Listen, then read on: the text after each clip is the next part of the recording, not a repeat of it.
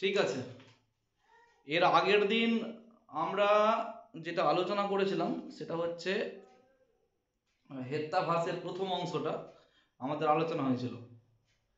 আজকে পরবর্তী অংশটাকে নিয়ে আমরা আলোচনা করব। তার আগে আমি একটু রিভাইজ তোমাদেরকে করে দিচ্ছি যে আসলে হেত্তাভাস আমরা কাকে বলছি। বলছি একটি যথার্থ হেতুর 5টা ধর্ম থাকে। এর আগের দিন তোমাকে অলরেডি বলেছিলাম একটা যথার্থ হেতুর 5টা ধর্ম আছে। এই 5টি ধর্মের কোনো একটি ধর্মের অভাব ঘটতে গেলে সেই হেতুটি দোষে দুষ্ট হয়, আর এই দোষযুক্ত হেতুকে আমরা কি বলছি? হেত্যাভাস বলছি। এখন তাহলে 5টা ধর্ম কি হেতু? আমি তোমাদেরকে লিখেছিলাম, এই দেখো, পক্ষ সত্য, দ্বিতীয় হচ্ছে সপক্ষ সত্য, তৃতীয় হচ্ছে বিপক্ষা অসত্য, তারপরে 4 নম্বর ছিল এখানে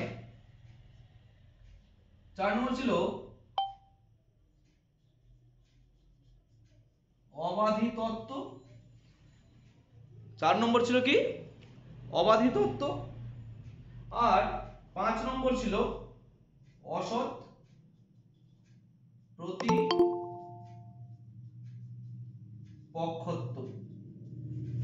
এই ছিল আমাদের 5টা হেতুর ধর্ম। আর এদের অভাব ঘটতে গেলে পক্ষ সত্য মানে হেতুটি পক্ষে থাকবে, সপক্ষ সত্য মানে হেতুটি সপক্ষে থাকবে, বিপক্ষ অসত্য মানে হেতুটি বিপক্ষে থাকবে না। এই 3টা জায়গা খুব মেইন জায়গা আছে। আর আমি তোমাদেরকে বলেছিলাম যে হেত্যাভাস 5 প্রকারের। হেতুর ধর্ম যেরকম 5টা আছে, হেত্যাভাস মানে দুষ্ট হেতু 5 প্রকারের হয়।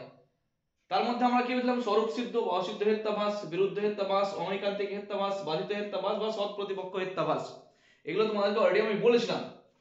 এবং আমি কি বলেছিলাম যে যদি পক্ষ সত্য অর্থাৎ হেতুটি পক্ষে থাকবে, যদি এটার অভাব ঘটে অর্থাৎ পক্ষে যদি হেতুটি না থাকে, তাহলে তার অভাব হলে অসিদ্ধ হেত্যাভাস হবে। তারপর বলতাম সপক্ষ সত্য, হেতুর সপক্ষে থাকবে, যদি সপক্ষে না থাকে, যদি তার অভাব ঘটে হেতুর, তাহলে বিরুদ্ধ হেত্যাভাস হবে। ঠিক তেমন ভাবে বিপক্ষ অসত্য, হেতুটি বিপক্ষে থাকবে না, অর্থাৎ যদি বিপক্ষে থাকবে না অর্থাৎ যদি থেকে যায়, হেতুটি বিপক্ষে থেকে যায়, তাহলে কিন্তু তার মানে তার অভাব হলো, সেই ক্ষেত্রে অনৈকান্তিক হেত্যাভাস হবে। তেমন ভাবে অবাধি তত্ত্বের ক্ষেত্রে বাধিত হেত্যাভাস হবে, আর অসৎ প্রতিপক্ষের ক্ষেত্রে সৎ প্রতিপক্ষ হেত্যাভাস হবে। এটা আমি তোমাদেরকে অলরেডি আগের দিন বলেছিলাম ক্লাসে।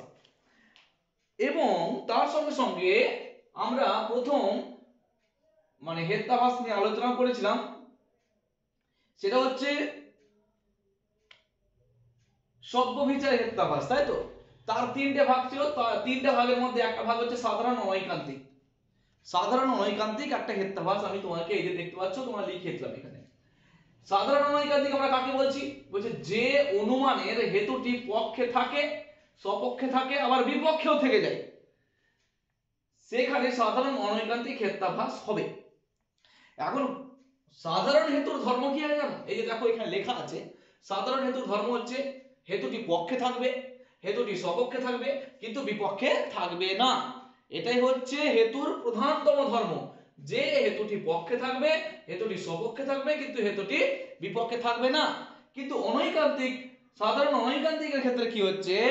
যে হেতুটি পক্ষেও থাকবে, সপক্ষেও থাকবে, আবার বিপক্ষেও থেকে যাচ্ছে। যেহেতু বিপক্ষে থেকে যাচ্ছে, সাধারণ নিয়ম কি ছিল? যে থাকবে না বিপক্ষে, কিন্তু যেহেতু বিপক্ষে থেকে যাচ্ছে, সেহেতু এটা সাধারণ অনৈকান্তিক হেত্যাভাস হচ্ছে। উদাহরণ কি দিয়েছিলাম? উদাহরণ দিয়েছিলাম যে গরুটির শিং আছে কেননা তা প্রাণী। এখন দেখো, আমরা দেখিয়েছিলাম এই গরুটি হচ্ছে পক্ষ, এই লেখা আছে পক্ষ, শিং হচ্ছে সাধ্য, সাধ্য, আর প্রাণী হচ্ছে এখানে হেতুপদ। প্রাণীটা হচ্ছে কি? হেতুপদ। এবার দেখো, গরুটি হচ্ছে পক্ষ, এবার গরু মানে পক্ষ, এর সপক্ষ মানে গরু জাতীয় আর আর কি রকম প্রাণী আছে, আর কি কি প্রাণী হতে পারে? মানে গরু একটা প্রাণী, তো প্রাণী আর কি কি প্রাণী হতে পারে?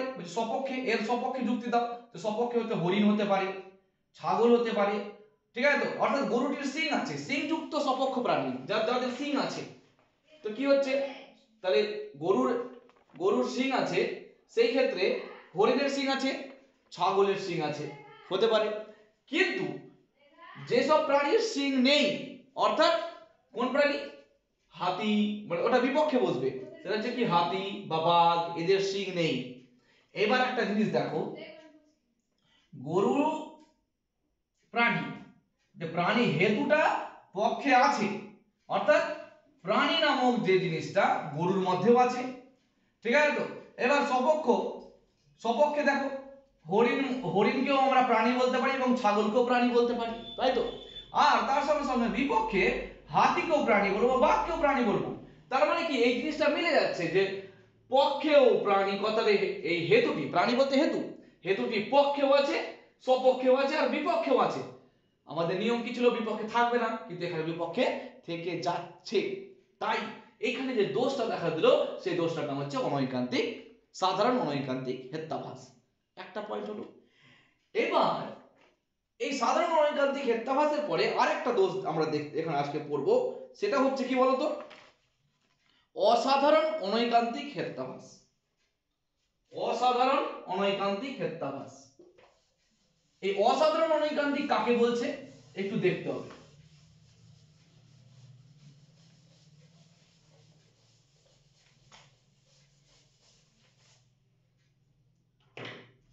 আমার কথা শুনতে পাচ্ছ তোমরা? কেউ একজন বলো।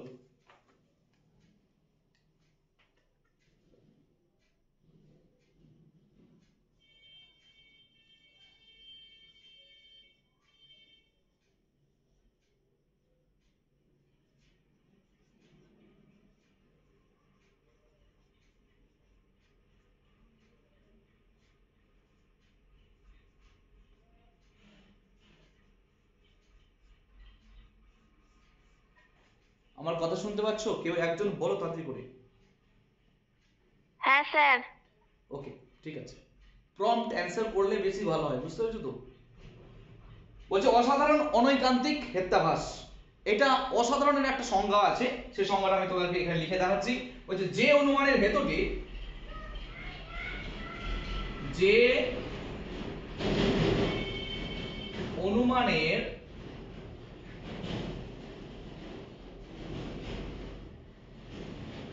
যে অনুমানের হেতুটি কেবল পক্ষেই থাকে, কেবল পক্ষেই থাকে, সপক্ষেও থাকে না আবার বিপক্ষেও থাকে না। সপক্ষে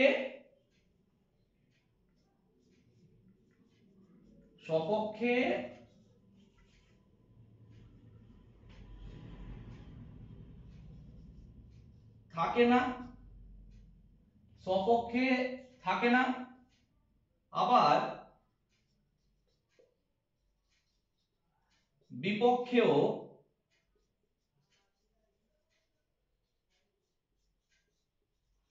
থাকে না, তাকে তাকে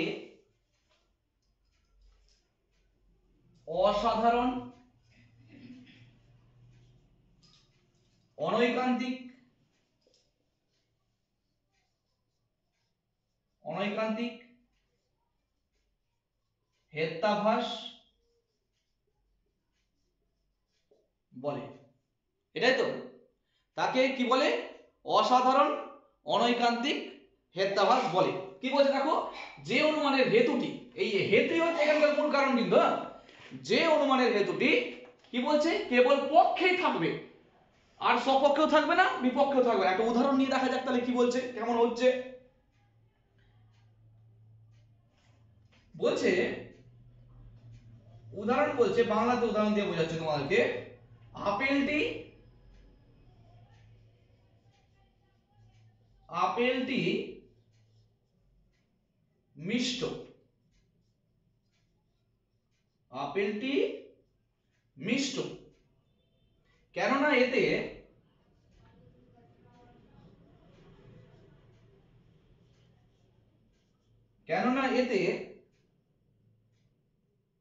আপেলত্ব আছে।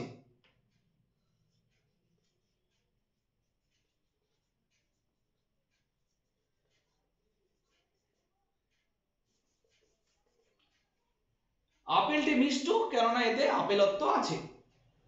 এবার দেখো এই যে আপেলটি, এটা হচ্ছে কি, এই যে জায়গাটা আছে আপেলটি, এটা হয়ে যাচ্ছে কি পক্ষ, এটা হলো পক্ষ। মিষ্ট একটা ধর্ম আছে তার, এটা হচ্ছে সাধ্য। ওকে, আর হেতু কোনটা, ওই আপেলত্ব হচ্ছে হেতু। এবার দেখো আপেল মিষ্ট, আপেল মিষ্ট, এই আপেল হচ্ছে পক্ষ, আপেলত্ব, আপেলের মধ্যে আপেলত্ব আছে, এটা পক্ষ। এবার এর সপক্ষ আর বিপক্ষ আমাকে লিখতে হবে। সপক্ষ আর বিপক্ষ, সপক্ষ এবং বিপক্ষ আমাকে আমাকে লিখতে হচ্ছে। দেখো কি বলছে, বলছে আপেল যে মিষ্ট আছে, মিষ্ট ফল আর কি কি হতে পারে। মিষ্ট ফল তোমার ধরে নাও আম হতে পারে, আম আছে। আবার মিষ্ট ফল আমরা কলাকে বলতে পারি, এটা হচ্ছে সপক্ষে। মানে আপেল যেরকম মিষ্টি আর মিষ্ট আছে, তেমনি তার সপক্ষে আর কোন কোন ফল মিষ্ট হতে পারে, হচ্ছে আম হতে পারে, কলা হতে পারে, ইত্যাদি ইত্যাদি। আর এর বিপক্ষে, তাহলে এটা যেন মিষ্ট আছে, এর বিপক্ষে টক ফল, তো টক ফল কি হতে পারে, বা এর বিপক্ষে আর কি হতে পারে, শুধু টক নাই, মিষ্টর বদলে আর তুমি তেতো দিতে পারো, টক দিতে পারো। তেতোর দিক থেকে কি হতে পারে, তেঁতুল হতে পারে, তেঁতুল হতে পারে, অথবা এদিকে করলা হতে পারে। এটা মিষ্ট না, এর বিপক্ষে আছে। আম যেরকম মিষ্ট আছে, কলা যেরকম মিষ্ট আছে, ঠিক তার বিপক্ষে আমরা তেঁতুলকে টক পাচ্ছি, করলাকে তেতো পাচ্ছি, এর বিপক্ষে আছে। এবার দেখো আমাদের অসাধারণ অনৈকান্তিক হেত্যাভাসে কি বলা হয়েছিল, বলা হয়েছে যে অনুমানের হেতুটি কেবল পক্ষেই থাকবে, সপক্ষেও থাকবে না, বিপক্ষেও থাকবে না, তাকে আমরা অসাধারণ অনৈকান্তিক হেত্যাভাস বলবো। এই ক্ষেত্রে দেখো আপেলত্ব, হেতুটা তো এতে আপেলত্ব। আচ্ছা আপেলের মধ্যে আপেলত্ব আছে, অর্থাৎ পক্ষের মধ্যে এই জিনিসটা হেতুটা আছে, কিন্তু আপেলত্ব কি আম আর কলাতে আছে, অর্থাৎ সপক্ষে কি আছে, সপক্ষে আপেলত্ব গুণটা হেতুটা নাই। ঠিক তেমন ভাবে বিপক্ষেও তেঁতুল আর করলা, এর মধ্যে কি আপেলত্ব আছে, এর মধ্যেও নাই। তাহলে আমাদের যখন এই নিয়মটা যখন মিলে যাচ্ছে, যে পক্ষে থাকবে সপক্ষে থাকবে না, বিপক্ষে থাকবে না, তখন অসাধারণ অনৈকান্তিক হেত্যাভাস হবে। সেই ক্ষেত্রে এই নিয়মটা মেনটেন করার জন্য সেটা কি হয়ে গেল, অসাধারণ অনৈকান্তিক হেত্যাভাস হলো। এবার এখানে দেখো সাধারণ হেতু ধর্ম কি ছিল, হেতুটি পক্ষে থাকবে, সপক্ষে থাকবে, বিপক্ষে থাকবে না। কিন্তু এখানে কি হচ্ছে, এখানে শুধুমাত্র পক্ষে আছে, না সপক্ষে আছে না বিপক্ষে আছে। এই নিয়মটা মেনটেন করার জন্য এখানে অসাধারণ অনৈকান্তিক হেত্যাভাস এই দোষে দুষ্ট হয়েছে এই হেতুটি। ওকে ক্লিয়ার, এতটা বুঝতে পেরেছো?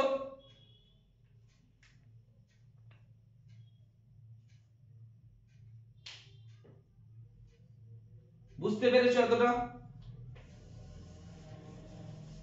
হ্যাঁ স্যার।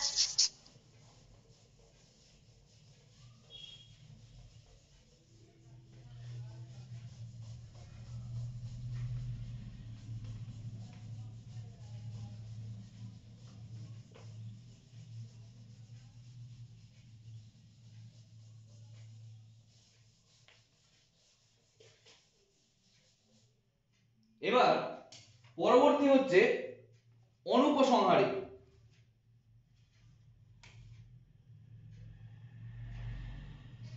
3 নম্বর হচ্ছে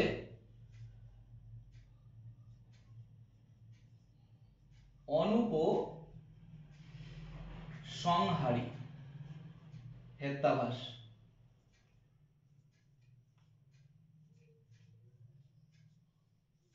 অনুপসংহারী হেত্যাভাস, ওকে।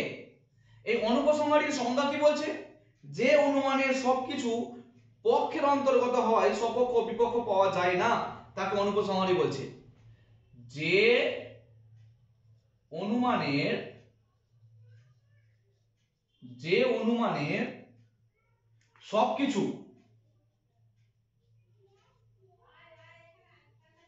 সবকিছু পক্ষের অন্তর্গত হওয়ায়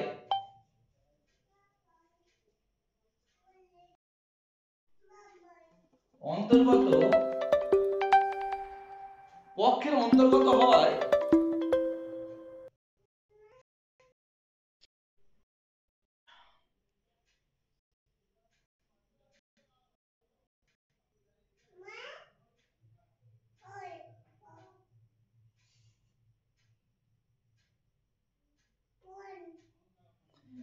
পক্ষের অন্তর্গত হওয়ায় সপক্ষ ও বিপক্ষ পাওয়া যায় না। সপক্ষ ও বিপক্ষ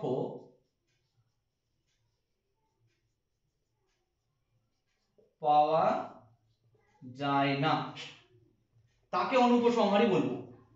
তাকে অনুপসংহারী হেত্যাভাস বলে। ওকে, উদাহরণ দিচ্ছি দেখো, যেমন সবকিছু অনিত্য, কেননা সবকিছু প্রমেয়। বলছে, উদাহরণ বলছে সবকিছুই অনিত্য,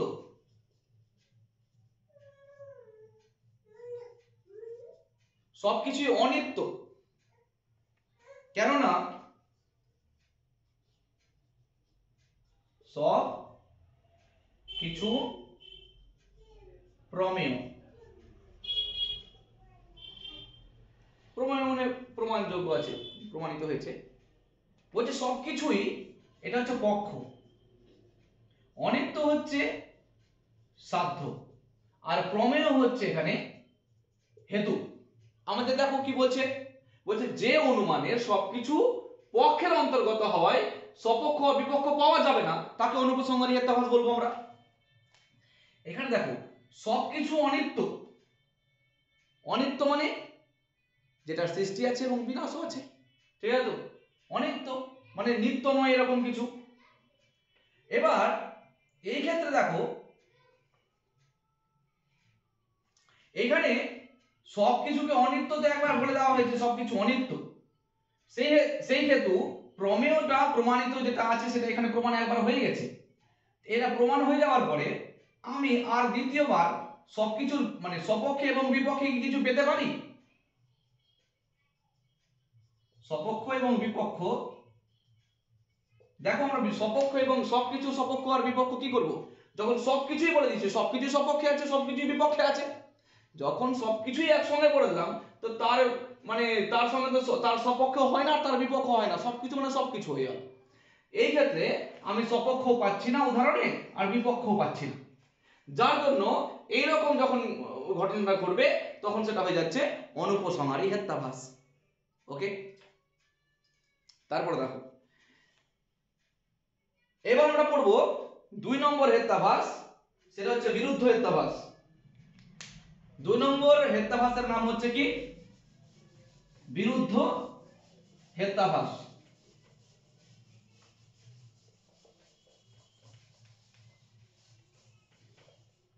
এই নিয়মটাকে প্রত্যেকবার কি করবে?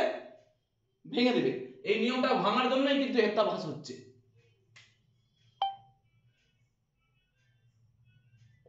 দুই নম্বর হেত্যাভাসের নাম হচ্ছে বিরুদ্ধ হেত্যাভাস।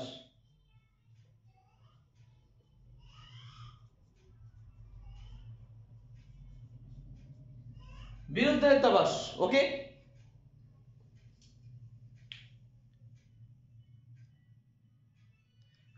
বললাম যে ও কি মোবাইলটা নিয়ে গেছে, নেট বন্ধ করো না, তাই দেখো।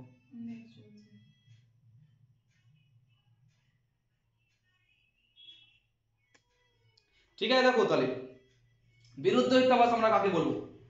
বিরুদ্ধ হেত্যাভাস হচ্ছে হেতু দ্বারা সাধ্য প্রমাণিত না হয়ে সাধ্যের অভাব প্রমাণিত হলে বিরুদ্ধ হেত্যাভাস হয়। বলছে হেতু দ্বারা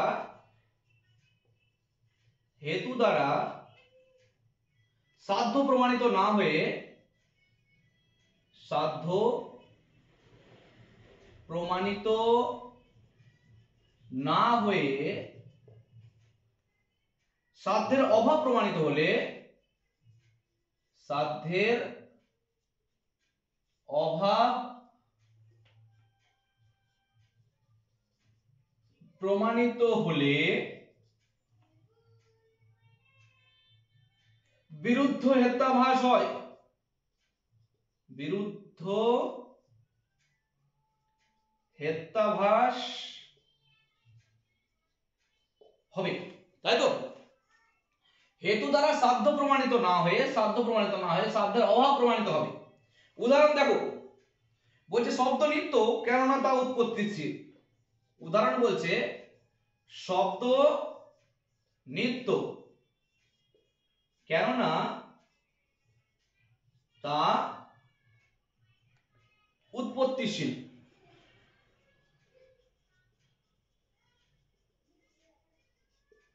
শব্দ নিত্য কেননা তা উৎপত্তিশীল। এখানে শব্দ হচ্ছে পক্ষ, নিত্য গুণটা হচ্ছে তার সাধ্য, আর উৎপত্তিশীল এটা হচ্ছে হেতু। দেখো পক্ষ আমাকে বের করতে হবে সপক্ষ আর বিপক্ষ, সপক্ষ আর বিপক্ষ, কিন্তু এখানে সপক্ষ বিপক্ষ দেওয়ার কোনো প্রয়োজন নাই আমাদের, আমাকে সাধ্যটাকে প্রমাণিত করার চেষ্টা করা হচ্ছে। দেখো এই ক্ষেত্রে সপক্ষ বিপক্ষ বের করতে হচ্ছে না। বিরুদ্ধ হেত্যাভাসের ক্ষেত্রে কি বলছে, যখন সাধ্য প্রমাণিত না হয়ে সাধ্যের অভাব প্রমাণিত হয়ে যাবে। দেখো শব্দ নিত্য মানে শব্দ একবার সৃষ্টি হয়েছে, তো শব্দের কি বিনাশ আছে? শব্দের কি মৃত্যু আছে? শব্দ কবে বা সৃষ্টি হয়েছিল, কবে বা তার বিনাশ আছে, কেউ বলতে পারবে কি? এই যে শব্দ বলতে সাউন্ড, আওয়াজ, এই শব্দের কথা বলা হচ্ছে। তো শব্দ নিত্য অর্থাৎ শব্দ চিরন্তন আছে। এই দুনিয়া যবে থেকে আছে তার আগে থেকে হয়তো শব্দ আছে, এই পৃথিবী সৃষ্টির পূর্ব থেকে শব্দ আছে, আর পৃথিবী যদি ধ্বংস হয়ে যায় তবুও হয়তো কি শব্দ থেকে যাবে। তাহলে ওটা নিত্য, শব্দ নিত্য। আবার শব্দ নিত্য হওয়ার পরে তাকে বলা হচ্ছে এটা উৎপত্তিশীল। শব্দ তো উৎপত্তি হচ্ছে, দেখো মারলাম তো শব্দ সৃষ্টি হচ্ছে, উৎপত্তি হচ্ছে, কিন্তু এটা তো নিত্য আছে, শব্দ তো সব দিনই আছে, একে আবার উৎপত্তি আমরা কিভাবে বলবো? তাই বলছে যে সাধ্যটার বিরোধ করছে এখানে, সাধ্যের নিত্যতার বিরোধ করছে। আর যখন নিত্যই আছে তখন আবার উৎপত্তি হওয়ার কি আছে? ধরে নাও ভগবান চিরন্তন আছে, ভগবান অনাদিকাল থেকে আছে, আর ভগবানের আবার উৎপত্তি কবে থেকে হয়ে গেল? আমরা ঠাকুর প্রতিমা গড়ে তার পূজা করছি, তাকে বানিয়ে দিচ্ছি, তো বানাচ্ছি বলে কি আমরা ভগবানকে তৈরি করছি না? ভগবান আগে থেকেই আছে, ঠিক তো? এইরকম হচ্ছে কথা। তো শব্দ আগে থেকেই তো আছে, সাউন্ড আগে থেকেই আছে, তার আবার উৎপত্তি কিসের? তো সাধ্যের বিরোধ করে দিচ্ছে কে? হেতু। সাধ্যের বিরোধ করার নাম হয়েছে বিরুদ্ধ হেত্যাভাস।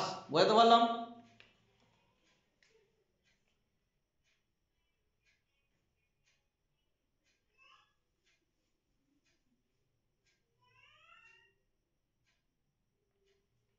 এবার একটা আছে হেত্যাভাস, যার নাম হচ্ছে অসিদ্ধ হেত্যাভাস।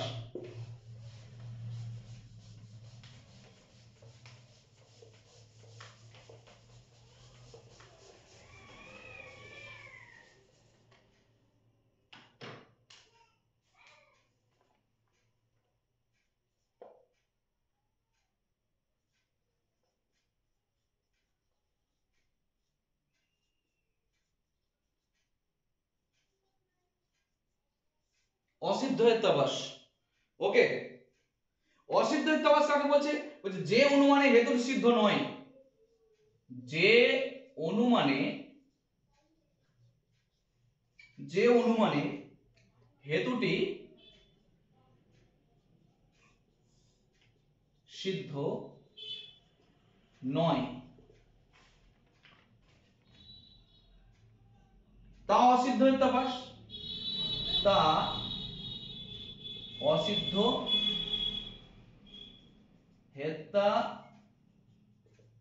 অসিদ্ধ হেত্যাভাস। যেমন পর্বতে ধোঁয়া দেখে আমি নিশ্চিত যে সেখানে হেতু ধোঁয়াটি নিশ্চিত, তবে নিশ্চিত না হলে অসিদ্ধ হেত্যাভাস হবে। যেমন যেমন পর্বতে ধোঁয়া দেখে আমি নিশ্চিত, পর্বতের মধ্যে ধোঁয়া দেখে আমি নিশ্চিত যে সেখানে সেখানে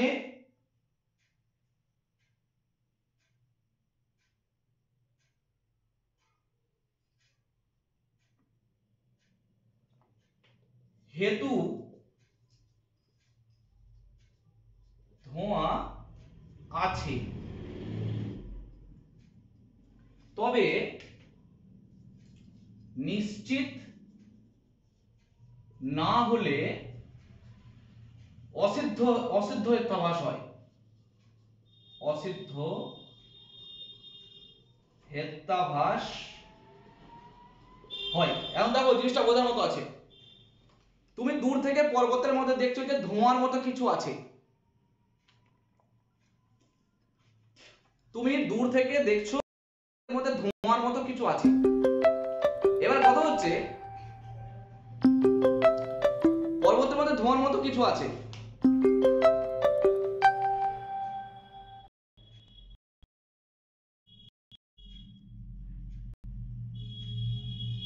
এবার কথা হচ্ছে এই যে তুমি ধোঁয়া দেখতে পাচ্ছ, তো ধোঁয়াটা তুমি কি নিশ্চিত যে ওটা ধোঁয়াই আছে? ওটা তো বরফের মানে এটাও হতে পারে, মানে এরকম বাষ্প কিছু হতে পারে, আরো কিছু হতে পারে, ধোঁয়া নাও হতে পারে। যখন তুমি নিশ্চিত না যে সেটা ধোঁয়াই আছে, যখন তুমি নিশ্চিত হবে না যে সেটা ধোঁয়া আছে, তখন সেটা হচ্ছে অসিদ্ধ হেত্যাভাস। আর এই অসিদ্ধ হেত্যাভাস আবার তোমার তিন ভাগে বিভক্ত আছে। সেই তিন ভাগ হচ্ছে আশ্রয় সিদ্ধ হেত্যাভাস, স্বরূপ সিদ্ধ হেত্যাভাস আর ব্যাপকতা সিদ্ধ হেত্যাভাস। এই অসিদ্ধ হেত্যাভাস তিন প্রকার। অসিদ্ধ হেত্যাভাস তিন প্রকার। কি কি? এক নম্বর বলছে আশ্রয় সিদ্ধ,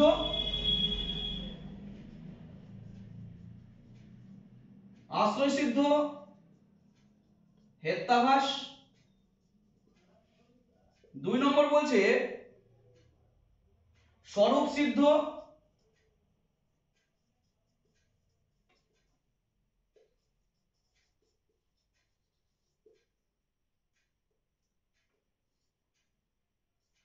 হেত্যাভাস। আর একটা বলছে ব্যাপকতা সিদ্ধ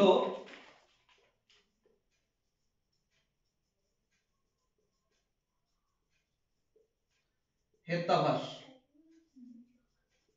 ওকে, এই তিনটে তোমরা লিখে রাখো। ক্লাস আমি এই পর্যন্ত রাখলাম। এরপর দিন থেকে তোমাদের ভ্যালিডিটি টেস্ট আমি পড়াতে শুরু করব।